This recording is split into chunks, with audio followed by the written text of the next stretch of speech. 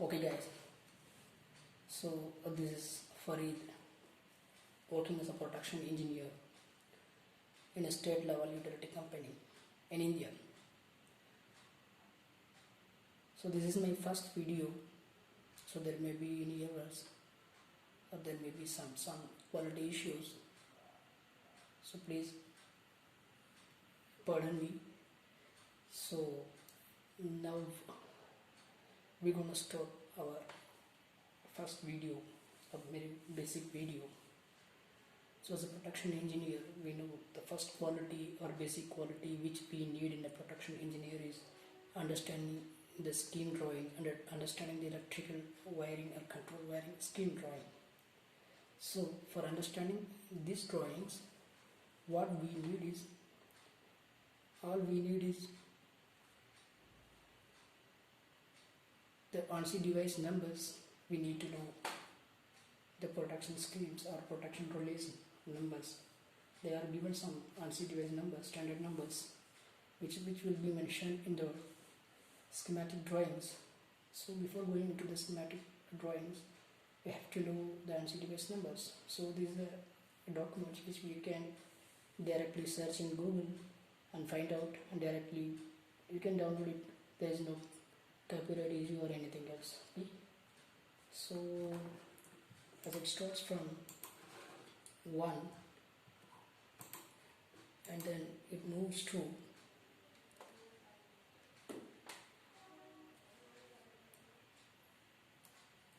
94 and 95 also is there, which is not mentioned here, so we will mention that also, and what are the missing numbers also will mention here. So the first one is, so as I'm in transmission utility and also I work in distribution sector, so mainly my focus or mainly the area of focus will be transmission and distribution, and I don't have much experience or zero experience you can say in generation sector or generation utility. So those relays which we use in our network or in our schemes, we will be talking about the, so now I'm starting. So when you see a scheme and if there it is mentioned number 2, it means it's a timer relay. So when there is a 2 in a scheme, and it means the timer relay. Okay, then if there is a number 21, it means that it is a distance relay or impedance relay, which we will see all these relays in detail in further videos, but this is a very basic video, so it is mainly focusing on the scheme drawing, reading skills. So the focus will be only the numbers and their names. Okay, and then 21 is distance relay as I mentioned. So if you see a 21 in a scheme drawing, then definitely it is a distance relay, you should have in your mind. And then 24, it is volts per hertz relay or V by F relay we call it, and it is used for over excitation in transformer or ICDs, interconnecting transformers, that also we will see. And then 25, it is 25 mentioned in a drawing, it is synchronizing or synchro check relay or device. Okay, and 27, it is under voltage relay, and these are the relays related to the, what do you say, generation sector. So we will not look into this, even though you have experience in these relays and never seen these relays. So these are the relays. And 32, directional power relay, and this is also related to, what do you say, generation sector for power direction control. And then this is under voltage relay 27. So when you see a drawing, when you see 27 in an electrical schematic drawing, so it mentioning that under voltage relay, and 30 annunciator relay, or and it is mainly used in transformer auxiliary protections like book walls, winding temperature, and then PRP, PRD we call, and then OSR, oil surge relay, and OTA, oil temperature. For that purpose, we use this 30 relay. So we move on to number 50. Okay, 50 is nothing but instantaneous overcurrent relay. It's a overcurrent relay which operates with no intentional delay. So it has given number 50, and before that 49 also there. It is what the principle of thermal overload. It's called transformer thermal relay, machine electrons on thermal relay. So mainly it's based on I square T, how long your transformer is generating heat. So it's based on that. So 51 is the inverse time over current relay. So when you see 51 number in electric schematic drawing, so it mentioning that inverse time over current relay. So inverse time over current relay means when current increases, then time inversely proportional to the current increasing magnitude. So the operation time will be reduced. That is what it means. And 52 is a AC circuit breaker. So when you see number 52, it mentioning a circuit breaker in AC network. So here I forgot to mention that there is a number 29, which is nothing but an isolator switch, which is operated manually. So you can add 29 here. So and then again, so we have 27 under voltage relay here. Then definitely there will be over voltage relay, which has given a number 59. So and then here 55 power factor relay, which is usually used in automatic power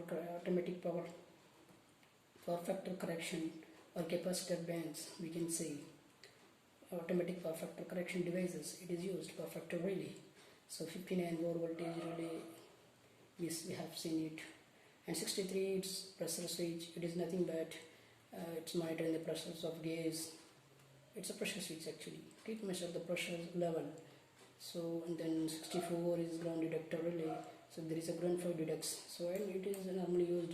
This number given to restricted depth fault, which we will see later on videos, further videos in details.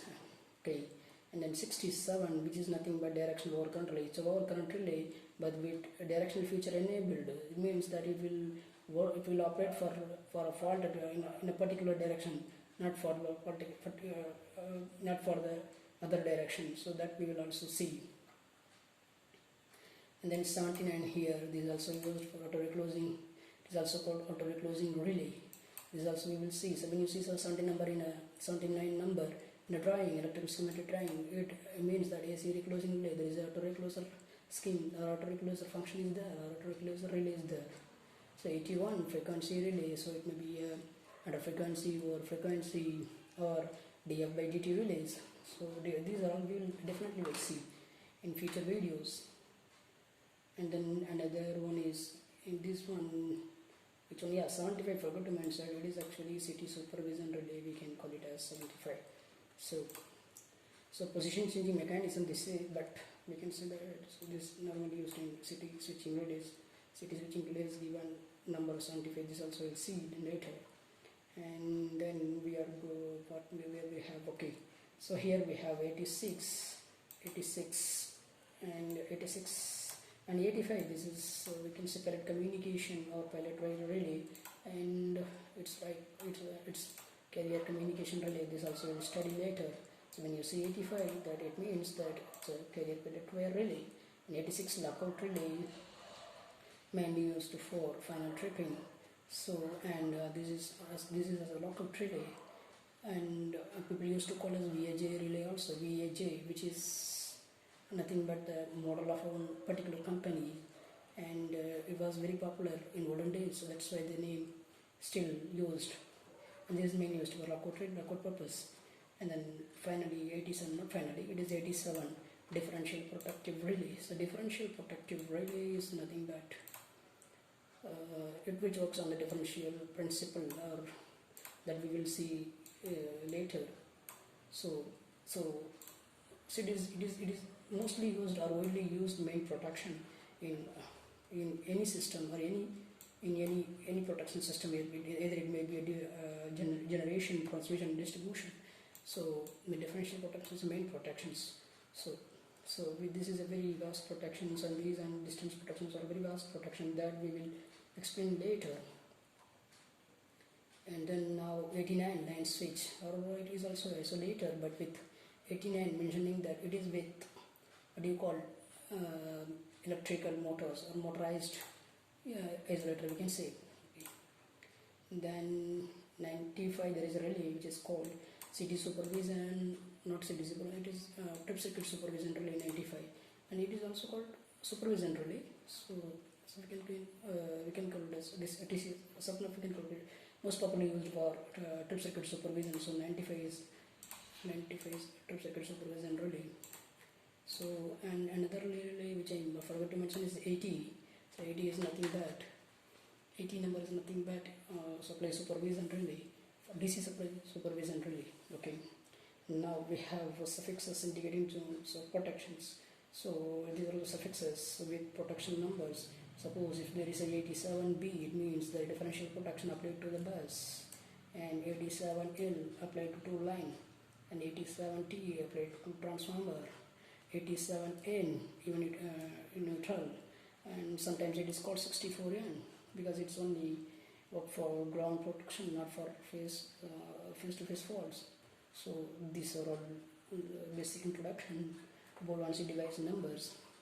So any comments or any suggestion you can give in comment section, and please do subscribe and also forward to your friends, and like if you would like to give any motivation to us so that further videos will be uploaded very soon. So next will be our basic drawing readings, so that we will explain, and then as of now that's it, and thanks for your patience, and take care.